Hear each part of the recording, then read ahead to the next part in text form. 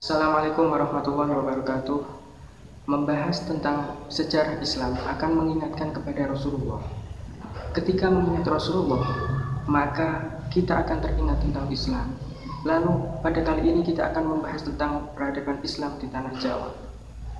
Sebelum manusia datang ke Jawa, tanah Jawa ini dihuni oleh para bangsa jin Prirayangan yang diratui oleh jin Layokingro. Kemudian siapa yang pertama kali ke tanah Jawa?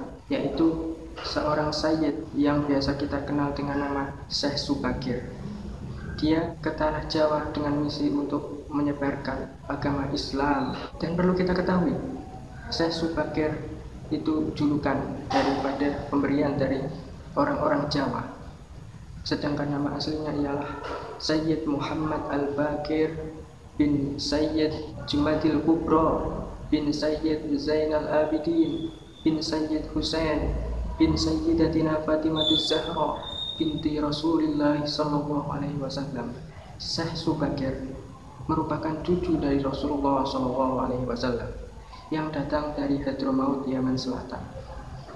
Karena ilmu yang mumpuni, maka Syekh Subagir memberanikan diri untuk ke tanah Jawa. Di tanah Jawa, beliau berperang dengan para jin tanah Jawa. Peperangan itu akhirnya dimenangkan oleh Syekh Subagir.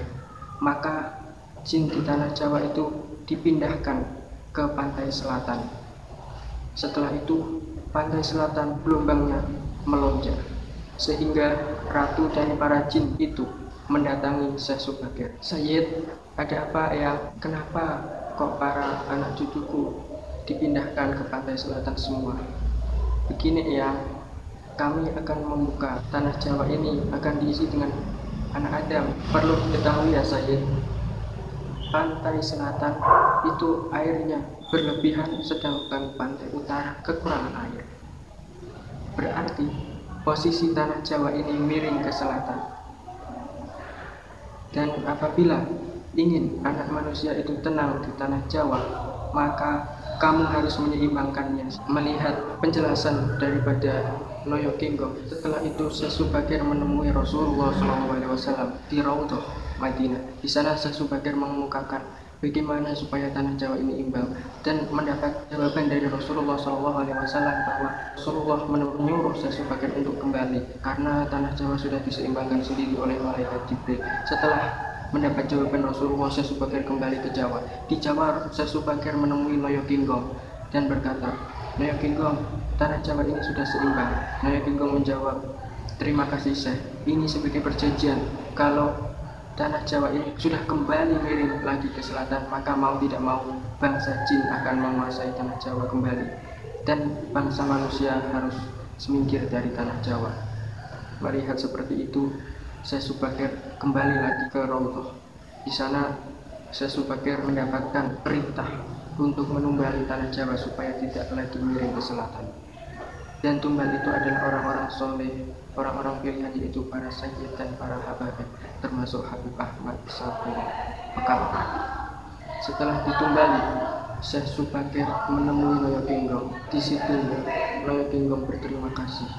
Maka kita buka kembali bahwasanya para anak cucu Rasulullah itu, yaitu anak cucu yang mau hormat, yang mau berzikir kepada Allah. Sebab tidak hanya berjuang untuk Islam, namun juga berjuang untuk mengayomi jagat. Sekarang kita lihat, ketika walinya Allah Subhanahu wa Ta'ala sudah diremehkan, ketika kiai-kiai sudah diremehkan, maka tumbal daripada tanah Jawa ini akan ambles. Tumbal itu jimat.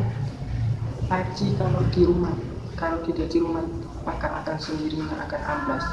Sekarang kita lihat daerah pesisir, bahkan di perkotaan sudah mulai terendam banjir.